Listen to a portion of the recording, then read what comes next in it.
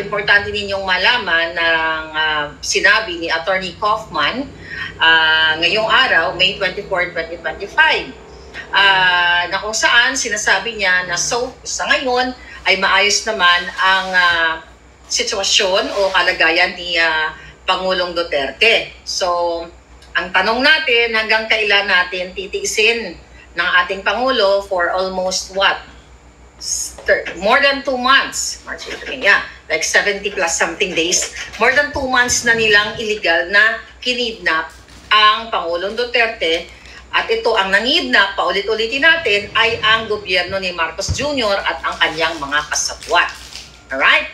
Sinabi ni Attorney Kaufman, mga kababayan, dun sa interview niya with SMNI and with Alvin, alright? Salamat naman at ang SMNI nandyan lagi, sa The Hague. At itong mga palangga natin, sila Alvin na mga independent, vlogger siya naghatid sa atin ng information. O kita nyo, ang mga mainstream media, wala na. Nilamo na sila ng what? Wala na silang correspondence doon. So takot ayaw na yata nilang gumastos. But anyway, so ayon kay Attorney Kaufman, mga kababayan, ang totoong umuusig, okay, kay Pangulong Duterte, okay, dito ay ang nasa Maynila. Yun ang sinabi niya, ay ang gobyerno ni Bangag Jr. According to Kaufman, sa ating pananalita, ay siya talaga yung nagtapon o nagpagkanulo kay Pangulong Duterte sa The Hague. Alright? Ngayon, ang sabi pa ay ginamit niya ang Office of the Prosecutor, okay, sa The Hague, para sa kampanya noong nakaraang election. Ulit-ulitin natin, bago pa itong pinakidnap o pinagkanulo, sabi nga ni Atty. Vic Rodriguez, ay inalay, di ba, ipinagkanulo ni Marcos Jr. si Pangulong Duterte sa mga naglalaway na banyaga dahil sa kanyang pampolitikang interes, di ba? Ngayon, yan yung sinasabi ni Attorney Kaufman. Ngayon, mga palangga, at doon ay tinanong si Attorney Kaufman, si Mr. Kaufman tungkol sa sanction na ginawa ng gobyerno ng Amerika, ni President Trump, doon sa kanilang chief prosecutor na si Karim. Diba? Remember that? Inulat natin yan sa inyo. Nung nakaraan, so ngayon, sinabi niya na wala namang kinalaman yung pag-sanction at itong ginawa ni President Trump sa sitwasyon sa Pilipinas. Diba? Kung ano man yung kinabubwisitan ng gobyerno ng Amerika, ni President Trump, dito sa ICC dahil nga dito sa issue ng Palestine. Okay, wala tayong kinalaman.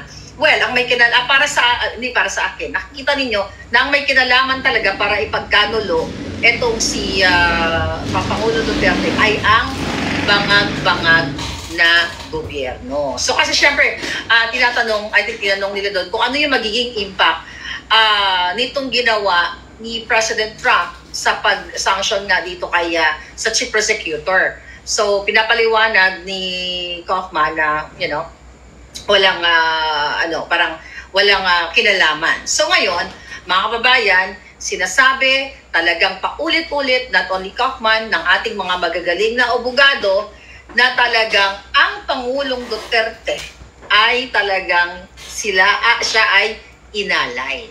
Alright? So, binanggit niyo dun sa interview na mayroon daw isang American prosecutor at hindi niya pinangalanan ni Kaufman na yung direct na usapan o nakikipag-ugnayan between the defense, sila yon, 'di ba? At yung American lawyer na yon, at everyday doon sila to-communicate kung ano yung mga hakbang, 'di ba? Regarding sa appeal or petition.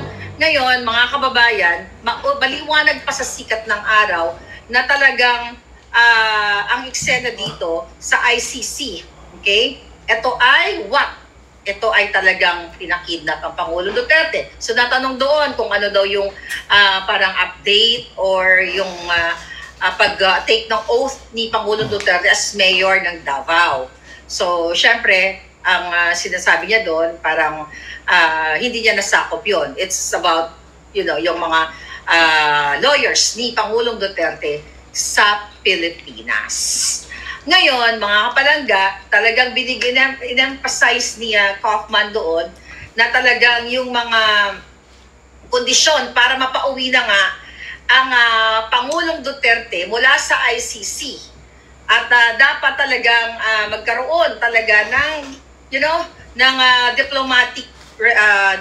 diplomatic na pag-uusap para mapabilis ang pag-uwi ng Pangulong Duterte. At ipinakita ng taong bayan, lalo na sa Davao, na yung pagkapanalo ni Pangulong Duterte sa Davao ay isang talagang sampal sa feslak ng mga bangag na ang Pangulong Duterte ay talagang mahal na mahal ng mga Davaoenyo, not only Davaoenyo, ng mga Pilipino, dahil sa ipinakita ninyong protest vote, not only in Davao, pero kasama yung mga Duterte 10, dahil alam nyo naman yan, na nanalo talaga yung Duterte 10 sa iba't ibang bahagi ng bansa. Lalo na, di ba, talagang ipinakita ng OFW yung kanilang protest vote, mga kababayan. So, doon ay tanong na, parang tinanong doon na, maaari bang, parang ang konteksto is, pwede bang sa pamamagitan ng, let's say, ng desisyon ni Bangag Jr., okay, na presidenteng Bangag, ay mapapabilis o mapapauwi ba ang Pangulong Duterte? Ang sabi dyan ni Kaufman, yes. Yes, di ba? So kitang-kita ninyo, dahil siya naman ang nagpa-kidnap yan. Dahil 2023 pa lang, sinasabi ko na yun sa inyo. In-expose na natin yung mga IDs, even yung passport, pero hindi natin nilabas kasi sensitive yun, bawal yun. Diba? Binasa ko lang sa inyo na pinapasok talaga ng Marcos Jr., ng Bangag, na si Lisa Canas, lahat sila dyan, ang ICC. Diba? Ang mga tauhan ng ICC para ipakidnap ang Pangulong Duterte, kasi akala nila pag nawala na ang Pangulong Duterte, magtatagumpay sila sa midterm election nila. Which is, hindi sila nagtagumpay, even though sa kabila ng pandaraya nila, mga palangga, nagtagumpay sila sa mga pandaraya nila at panggigipit nila sa mga party list, katulad ng BH party list at Duterte party list sa ngayon. Nagtatagumpay sila na ayaw nila take ng oath o ayaw nila pasumpain. Ito'y nanalo na nga, di ba? Pero ang eksena dito, mga kababayan, hindi sila nagtagumpay sa gusto nilang mangyari na ma-shoot nila lahat ang kanilang Senate slate. At ngayon ay pumalpak, di ba? Pumalpak dahil akala nila talagang mabibilog nila ang taong bayan. So ano nangyari? Nung pumalpak, nagdrama-drama si Bangag Jr. na mag-reconcile na lang, di ba?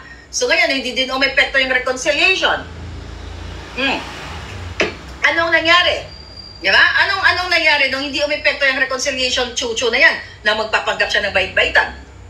Yan ang gusto nilang i-portray. Dahil sukang-suka na yung taong bayan, ay, okay, magdrama naman ulit tayo.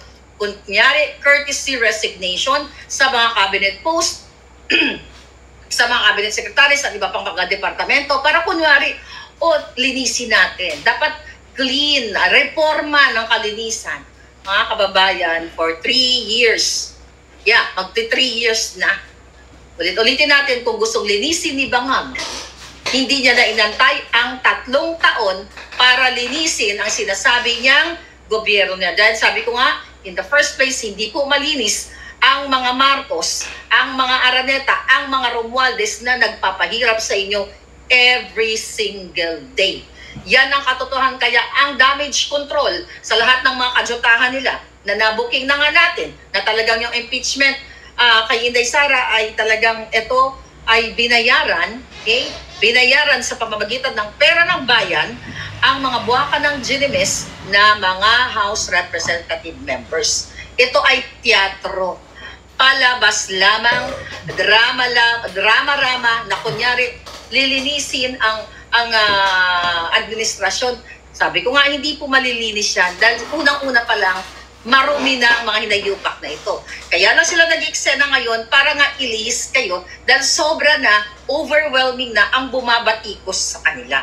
At ipinapakita ninyo, kayo mga OFW, kayo mga palangga dyan sa Pilipinas, na talagang pag nanawagan, okay, ang mga leaders, ang mga grupo, na sige, magpakita tayo ng suporta, kaya Pangulong Duterte lumalabas kayo lahat. Kaya itong dramatization 101 na courtesy resignation, chuchu-chuchu, sabi natin kahapon, ito'y loyalty check, di ba? Kung sino ang asong julol, at ito'y drama-drama, nag-usap lang sila na, kunyari, mag-courtesy resignation ka. Pero meron din silang mangilan-ngilan na tatanggalin, na kunyari, not performing cabinet secretary or what. Di ba? Tapos ito nga si Bobong Gadon, ay kapit ko pa. At ngayon, recently, ay pero post lang niya sa Facebook na siya ay sumunod na at nag-courtesy resignation. Sinabi ko naman sa inyo na hindi gusto ni Lisa Tanas si Gadon. Okay? Dahil yung bago pa kasi, in-appoint yan si Gadon. That was basta nung bago siya na-appoint. Okay? Ay yung anak niyan, okay, na may jowa dyan sa loob, you know, ng Malacanang din, na nakikinabang din sila lahat sa perks, whatever, sa pera ng bayan, ay galit na galit. Bakit hindi pa na-appoint yung kanyang tatay? Di ba alam ko yan, sinabi ko nga sa inyo, ultimong upuan pa lang, si Gadon magnanakaw na ng upuan. Di ba? Sinabi ko sa inyo, nakasabay ko yan doon sa, ni Bangag, doon sa inauguration ni Bangag. Upuan pa lang, ninakaw na ni Gadon. Kaya yung mga dramatization niya ng anti-poverty chuchu, binigyan siya ng pwesto para lang bayad sa kanyang pangangampanya. I don't know, baka ngayon isisibakin na yung gunggong na yan. Kasi anti-poverty advisor ni Bangag, may naramdaman ba kayo? Ano ang in-advise ni Gadon kay Bangag? Lalong magpakabangag? At anong ginagawa ni Gadon? Kundi mangialam sa mga isyong politika. Imbis na, di ba, I remember, nag-vlog ako sa inyo, pumunta siya sa iba't ibang mga eskwelahan, nagbigay ng isang boteng tubig, mineral water, at saka isang perasong tinapay. Ganyan ba yung approach to fight against poverty? Ganyan ba mag-advise ang isang vobo, vobo nga, sa presidente para what do you call it? Maibsan natin ang kagutuman sa Pilipinas? At hindi lang po yun when you say anti-poverty advisor ka, whole nation approach. Hindi lang kindergarten. Hindi lang kindergarten o toddler na bibigyan mo ng isang boteng tubig, isang perasong tinapay, ay magaling ka na. Remember that? At marami at may mga ahensya pa ahensya ng government na mag-handle sa ganyang usapin. Pero sabi ko nga sa inyo, wala na pong patutunguhan ang gobyernong ito. Dahil even yung mga gawa-gawa na mga ahensya ng agency na yan, okay, nahawak ni Gadon, yan ay what? Political accommodation. Utang na loob, bayad, dahil nga, syempre nagwawala si Gadon. O ngayon, sige, pag nakitignan natin kung ma-re-appoint siya. Pag hindi siya not re-appoint, o ma-re-appoint, o ma-reshuffle, or whatever. Pero eto lang yan, just in case na siya ay tuluyan ng lisanin, okay? Tuluyan na siyang iwanan ng bangag na bangag, tignan natin kung paano siya magwala. Tignan natin, diba, kung paano siya bumaliktad. Diba? Tignan natin kung paano niya ibukelya ang kadyutahan ni Bangag at ni Lisa Tanas. Dahil sabi ko sa inyo, ayaw ni Lisa Tanas ng bunganga ni Gadon kasi unang-una, pareho silang butlog ang mata. Alright? Alam na alam ko yan. Dahil kilala ko si Lisa Tanas. Galit siya sa kapwa niya, nget pa. Alright? Ganon yan. Sa kapwa niya, nget pa, galit siya. Okay? Gusto niya ng magagandang alindog katulad ko. Alright? Siyempre, ganon. Pero siyempre, insecure na yan ngayong hinayupak na yan. Ngayon, mga palangga, let's go back. Dito sa kasibakan na blues nila. Lahat po ito palabas, ulit-ulitin natin para makalimutan ninyo ang tunay na issue, pagpapagitnap kay Pangulong Duterte, ang kagutuman, mga kababayan, dahil kung gusto, kung totoong concern si Marcos Jr. sa inyong, sa ekonomiya, sa mga infrastructure, ano ba? Ekonomiya, infrastructure, mataas na bilihin, yung usaping paglipunan. Bakit? Balik na naman tayo. Ayaw panagutin ang mga kidnapper, smuggler. Mamaya pupunta tayo sa smuggling issue. Ayaw panagutin ni Bangag Jr. ang mga hoarder di ba? Na ngayon ay patuloy na namamayagpag dyan sa hoarder. Okay? Sa Department of Agriculture at sa Bureau of Customs, di ba? Dahil sila lahat yan magkakasabwat. Si Bienvenido, what's that? Rubio. Okay? Di ba? Nag-sign din siya ng courtesy resignation. Tignan natin kung ito ay i-maintain niya, itong si Rubio ng Bureau of Customs. Ulit-ulitin ko po, si Rubio at marami pang iba kasama ni Michael Ma ay kasama sa privilege speech ni Ping Lacson na ngayon senador na in 2017 na yan sila ay mga smuggler dyan sa Bureau of Customs. So nag-sign siya ngayon ng courtesy resignation. Tignan natin kung siya ay talagang tuluyan ng tanggalin ni Bangag. Dalawa lang yan. Kung siya ay tatanggalin ni Bangag, ibig sabihin meron ng bago si Bangag na ilalagay na magiging kasabwat nila dyan sa Bureau of Customs kung paano magnakaw, kung paano magpasok ng mga illegal na mga bagay-bagay, pulburon, cars, at kung ano-ano pa. Lahat ng klaseng pwede nilang smuggle, mga palangga. So ano yon? Ngayon lang na-realize ni Bangag na ay sige, magpa-courtesy resignation tayo.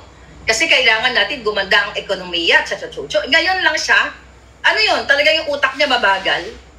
Diba? Kasi kung gusto niyang ayusin ang ekonomiya, noon pa. But again, this is all drama-rama. Ito ay strategiya ng mga ngagwa. Ito ay strategiya ng walang pagmamahal sa taong bayan.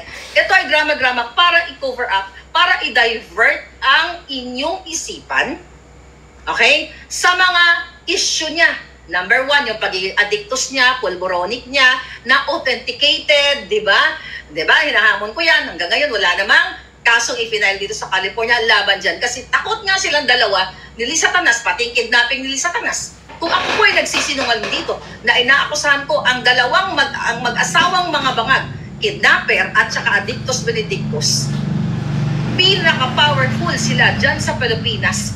Kaya nilang gastusin ang trilyon-trilyon pera para what? Para dalhin ako sa tamang sa legal, di ba? Pero puro proxy cases lang ang ginagawa nila kasi takot silang dalawa na mabuyang-yang sa buong mundo na mapag-usapan na may isang maharlika na tinataya ang buhay para kalabanin at i-expose ang pagkikidnapper nilang dalawa. Magkasabwat sila. Kasama yan. Sila Teddy Boy Locsin, ang asawa ni Teddy Boy, DFA, DOJ, lahat yan. Okay? Yun mga kababayan. Mga duwag yan, mga buwakan ng inang yan. Ang kaya lang nila, mag-hire ng assassins para gorgorin ako. Ang kaya lang nila, mag-fabricate ng mga crime, katulad ng ginagawa nila kay Harry Roque ngayon, dyan sa Netherlands, sa gigil na gigil si Remulla, na ipa-cancel ang passport ni Attorney Harry Roque. Paano nila ipa-cancel ang passport? Hindi naman nagagamit ni Spokes Harry yung passport. Alam nyo ba na hindi hawak ni Spokes Harry yung kanyang passport? Why? Sinubmit niya yun doon sa Dutch government. Kasi nga, nag-a-apply siya ng asylum. Kaya nga alam nyo mga kababayan, nagbumukhang tanga itong mga jutang Genimes. Para sa kalaman nyo, hindi po hawak ni Harry Roque ang kanyang passport ay hindi niya ngayon ginagamit. So whether ipa-cancel nila yan, di ba? Dahil yan naman ang intensyon nila eh. Wala na rin sa isa yan. Dahil may hawak si Harry, kaya siya nakakagalaw sa Europa, meron siyang certification na ongoing yung pag-process ng kanyang asylum visa. Ginagawa kayong tanga ng mga bangag na yan, ng DOJ na yan, sabi ko nga, na dapat managot yan. So ang tawag dyan sa kanilang strategy, mga palaga, sa mga strategiya nila, ay dinidistract ang inyong mga perception, ang inyong mga pananaw and everything para i-divert, di ba? Para i-divert ang isyong kriminalidad. Ang mga nagsisingot dyan sa mga gilid-gilid, sa mga kanto ninyo, ang mga aksidente dahil hindi natin alam yung mga driver ngayon, di ba, ay mga bangag na bangag sa pinagbabawal na pulburon.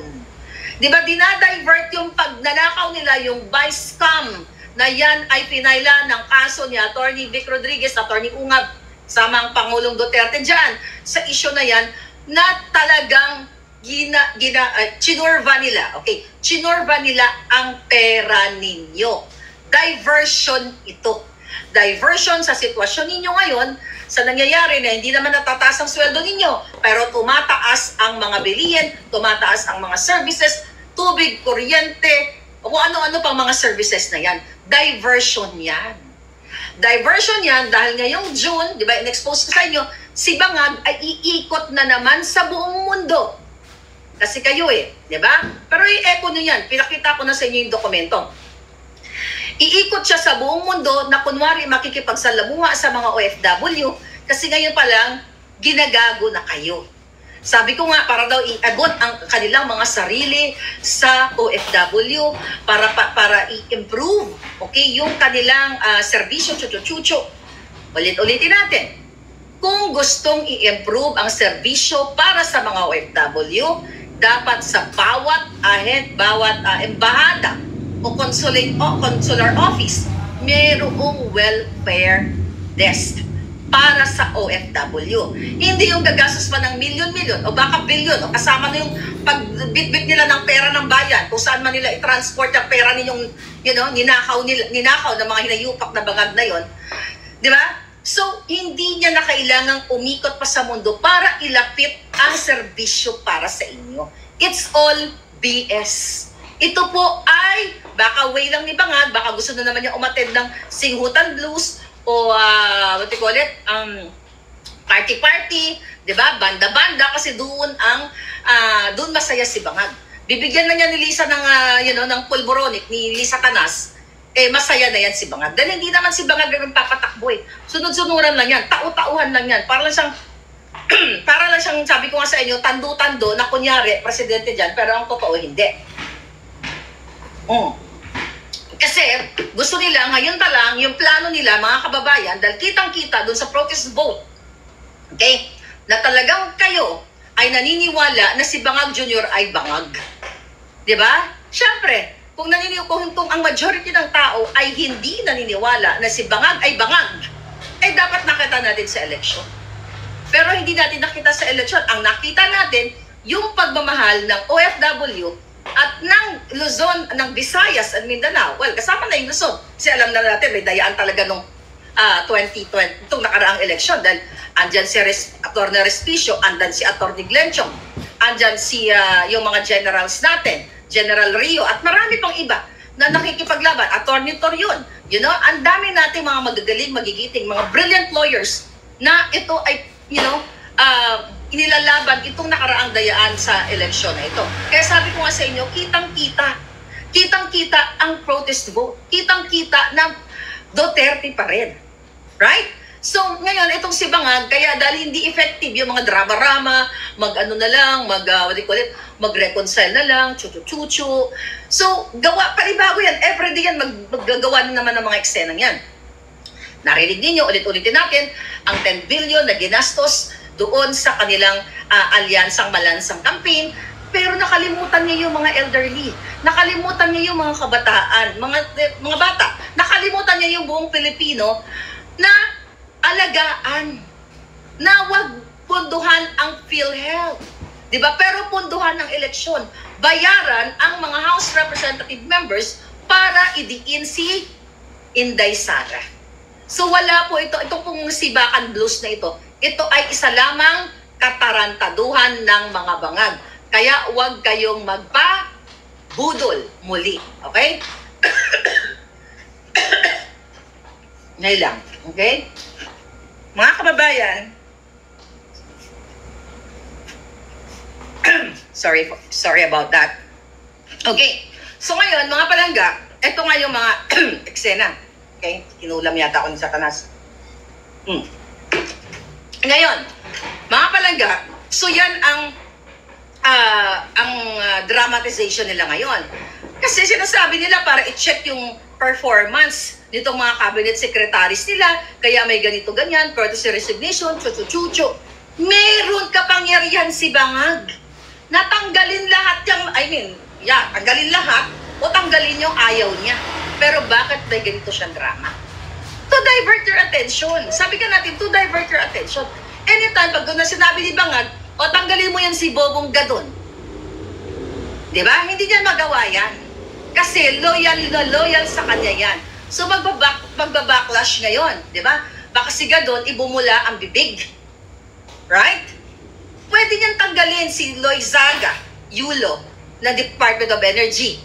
Kasi yun, tawag dito, low performance daw, kaya tinanggal, pagpapahinga na lang muna, pero anytime, pwede naman daw bumalik, Pwede niyang tanggalin yan. Mga kababayan, pwedeng tanggalin. Yes, more water. Thank you, Abi Loret. So ngayon, pwede niyang tanggalin yan, mga palangga. Kaya yung courtesy resignation narrative ni Bangag, sabi ko nga sa inyo, lahat yan kadyotahan. Lahat yan. Lahat yan palusot. Lahat yan dahil kitang-kita, di ba? Pa-cute-cute ni Bangag. Di ba? Kung siya ay merong, katulad ni Pangulong Duterte. May mga tinanggal si Pangulong Duterte. Wala siyang pakialam kung kaibigan niya, kaklase niya, and everything, di ba? Tinanggal niya. Hindi siya nagpa-cute-cute. Hindi nagpa-cute-cute ang Pangulong Duterte. Tinarget niya ang PNP, tinarget niya ang Bureau of Customs, tinarget niya ang DOJ, di ba?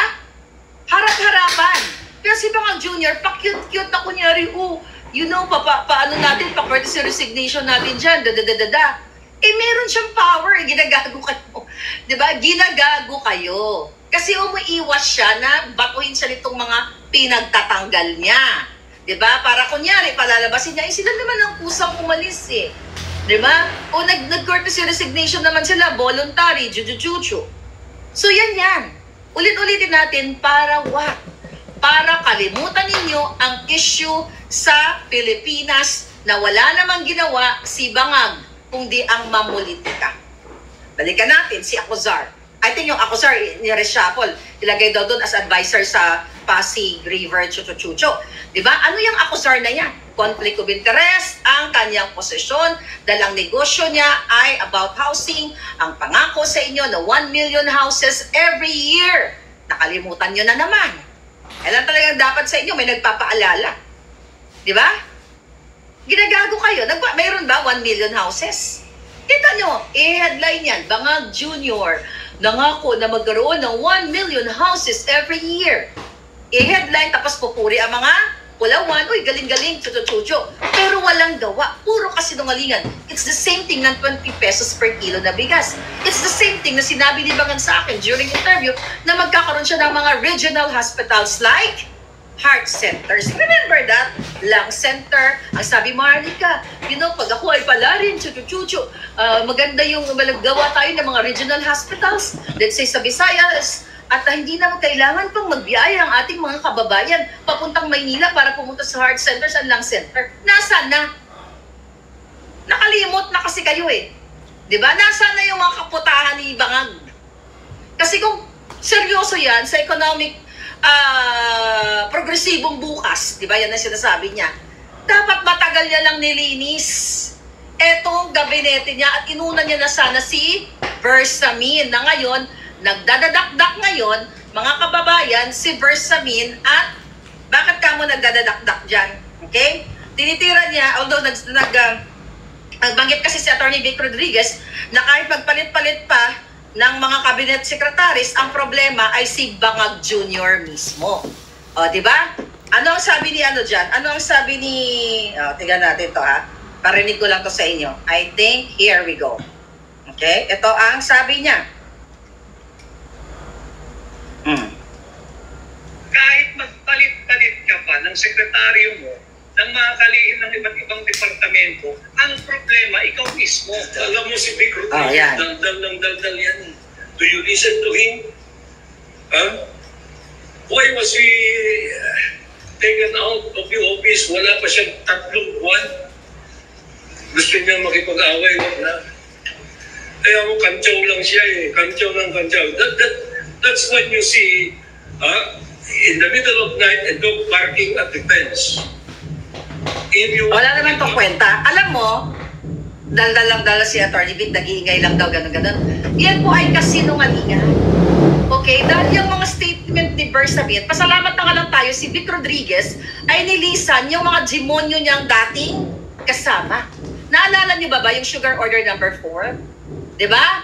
Diba may lumabas sa Sugar Order number 4? Sugar Regulatory Administration or SRA. noong August 2022. Di ba? Para dun sa pag-import nitong 300,000 metric tons na asukal. Di ba? Para daw matugunan yung problema natin sa asukal. Di ba? Anong ginawa doon? Nagkaroon ng problema na binawi ng Malacanang atong sugar order number 4 kasi daw hindi ito inaprobahan ni Bangag Jr. Diba? Tapos later on, mga palangga, ano nangyari doon? Pinatawag si Atty. Vic Rodriguez, diba, sa Senate. At itong sugar order number 4 na ito ay nung panahon ni Vic Rodriguez, at least, yan ay pinahuli niya yung mga smuggler. Naalala niyo, balikan niyo yung mga balita. Pinahuli ni Vic Rodriguez yung mga smuggler. Diba? Nag-resign pa nga yung mga tao doon eh. Nakalimutan ko na yung pangalan. Okay? Mga pangalan doon ng, I think si DA Undersecretary Sebastian. Diba? Tapos anong ginawa ni Lucas Bersamin? Nung siya ay, nag-resign na nga si Atty. Vic dyan, diba? Dahil alam nyo na yan, nasa book ni Atty. Vic Rodriguez at I hope meron kayong kopya nito, ano? Okay? Andyan lahat ang kwento, ng totoong kwento, mga ebidensya ni Atty. Vic Rodriguez. So ano naging papel ni Bersamin? Si Bersamin, ano ang nangyari kay Bersamin? Hindi ba, mga palangga, wala pang sugar order, yung number 6 naman, ay nakapasok na itong mga asukal, mga illegal na inimport ng 3 company, Sukden Philippines, ano ba pangalan nitong mga, yung, pinost ko yun eh, mamaya, hanapin natin dito. Si Escaler, di ba?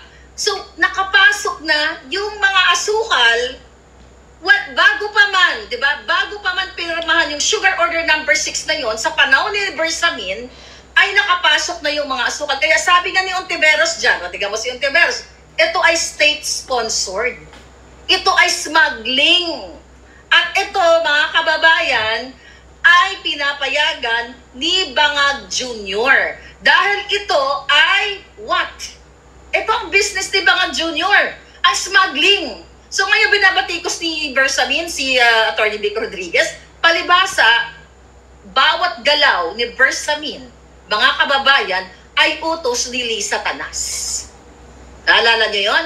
Ngayon, naalala niyo napakaingay ni ni Ontiveros, 'di ba? Na bakit daw itong SRA na ito, Sugar Regulatory Administration, ay hindi pa man lang napirmahan ay dumating na ang mga asukal kasi nga ay mga kasabwat ni Lisa Tanas. Naalala niyo ang expose ko, hawak ko yung 2 cheque na binigay kay Lisa Tanas ni Escaler. Okay, hawak ko yung cheque niya nung campaign period. Yung kanilang ayuda kay Lisa Tanas during the campaign ayuda or campaign fund.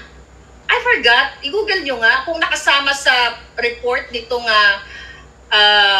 report ni Bangag kung si Escaler ay isa sa mga donors. Hindi ko na-check bago tayo mag-vlog.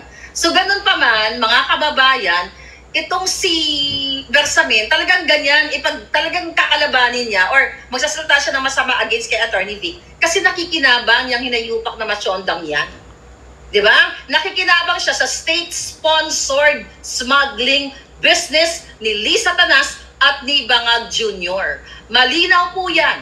Okay? Na nag-import na ng asukal, even mga bigas, bago pa dumating ang sugar order number 6. Balikan nyo ang report ni Ontiveros. Pero dahil ngayon tahimik na si Virus, alam nyo na.